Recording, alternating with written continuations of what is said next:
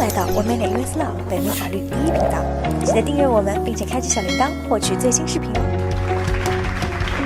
大家好，我是加州刑事律师李远。这周末最大的瓜呢，莫过于加拿大炮王吴某某因为涉嫌强奸而被刑拘的新闻。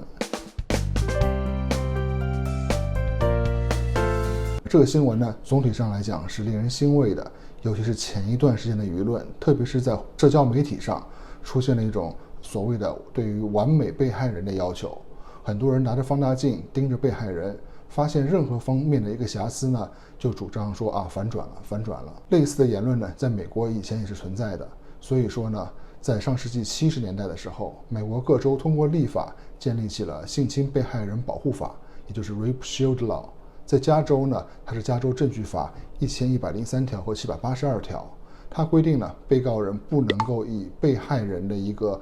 性经历来证明被害人与被告人发生性行为是自愿的。简单来说呢，你不能说这个人他的作风很随便，所以他就是自愿和你发生性关系的。因为事实我们发现，这种类型的证据不仅它有很强的一个误导作用，而且它对于被害人是一个非常严重的骚扰。在加州呢，强奸罪是由加州刑法典第261条所规定的。强奸罪呢有4个要件，第一呢是两者发生性行为，第二呢是两者当时不能是一个结婚的状态，第三呢是被害人没有同意发生性行为，第四呢是被告人采用了以下手段之一，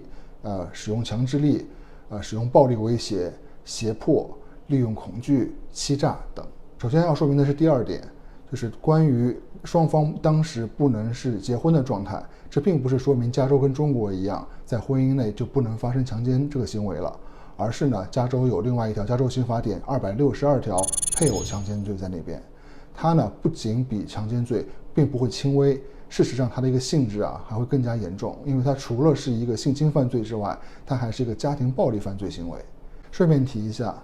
强奸罪包括配偶强奸罪，最高都可判处在州监狱服刑8年。如果是累犯或者导致被害人受伤的呢，可以判处更高的刑期。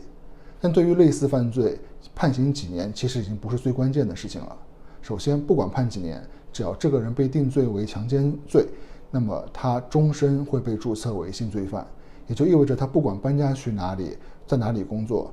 永远的周边的人都会知道这是个性侵犯，可以说这个人的这一辈子就完了。另外呢，像吴某某这样性侵未成年女性的，一旦被判在州监狱服刑的话，很有可能就没有办法活着出来了。要知道，州监狱关押的那些重刑犯，虽然他们穷凶极恶，但是他们往往很多人都有自己的女儿或者未成年的妹妹。所以有时候作为律师在代表类似的一些客户的时候，一个首要的工作任务就是说，不能让他在州监狱服刑，而要去县监狱服刑，因为去州监狱服刑的话，基本就等于是死刑了。吴某某这个案子呢，我觉得更加需要关注的是前面的第3和第4要件，也就是关于被害人的同意 consent 这一点。我们不难发现不光是吴某某的案子，还是之前发生的某电商大佬或者是某知名富二代类似的案件，都有一个共性，就是他们这些人利用自己的一些优势的社会地位，将自己的一个狩猎对象带到一个看似比较正常的社交场合，再通过灌酒之类的一些类似的手段，使被害人失去反抗的能力，从而一步一步地实现性侵的目的。有句话据说是奥斯卡·旺尔德讲的，是世界上的一切都和性有关，只有性除外，性只跟权力有关。这句话真实出处不详，但是呢，它有一定的道理。那有些人要说了，这么多条条框框，它的认定标准呢，有时候又很主观，那么如何避免被别有用心的人利用？会不会发生因为误解而陷入官司的情况？这些情况的确有可能会发生，我们就有客户遇到过。但是我们需要正视的呢，是当今社会弱势群体，主要是女性，也有时候也会是男性，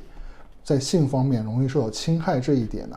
是千百年来男权社会、阶级社会所带来的一个历史的痼疾。所谓矫枉逼过正，如果不给弱势群体足够的保护的话，怎么能够扭转这个情况呢？更何况哪怕在欧美当今社会远远没有达到矫枉过正的地步，弱势群体依然非常容易受到侵害。